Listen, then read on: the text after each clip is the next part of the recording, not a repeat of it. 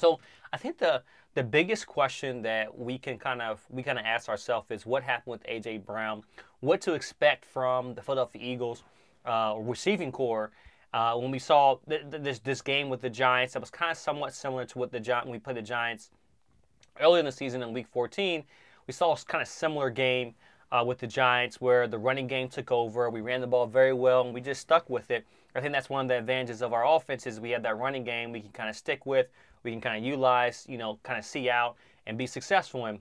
But the unique thing is, are we like our receiving core? What does our receiving core look like? Excuse me. What does our receiving core look like when we play the 49ers? The 49ers play a good mix of man and zone.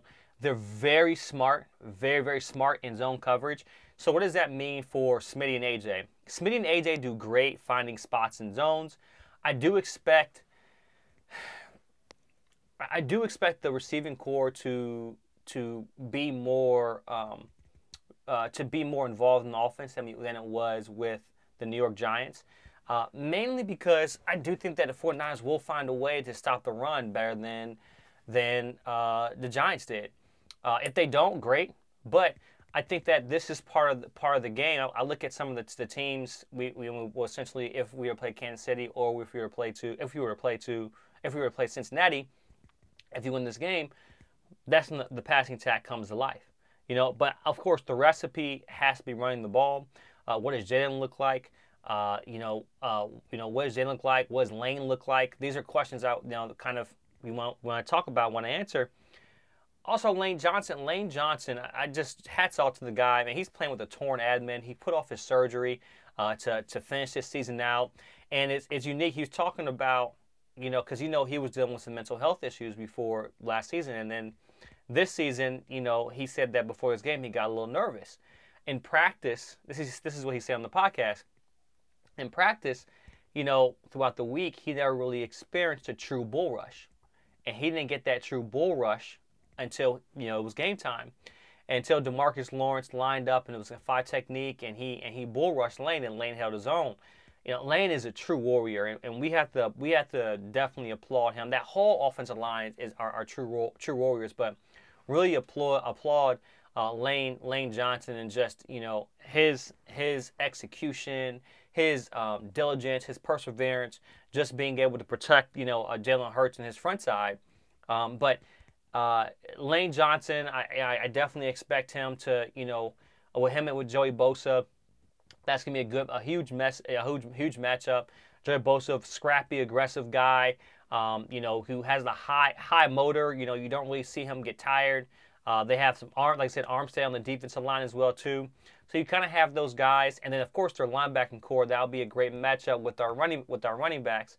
And it's really our offensive line coach Scotland versus the linebacker core.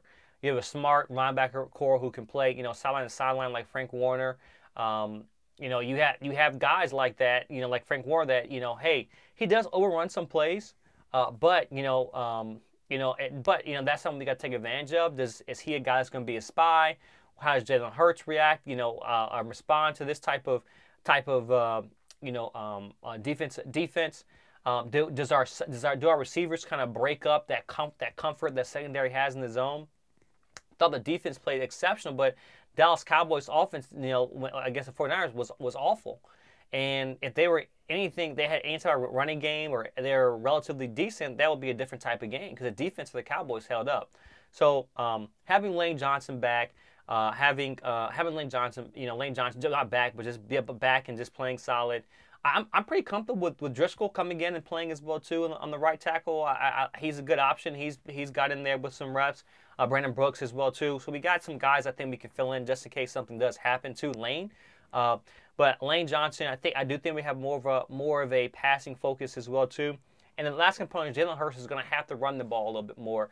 Not say have to, but he has to be ready to run the ball if he needs to. He has to be a weapon. He has to be a focus on that defense to kind of set the defense straight. And if he is a threat running the ball, that's going to help us tremendously. So that's a quick update just on some things that I noticed. Love a rotation of defensive line.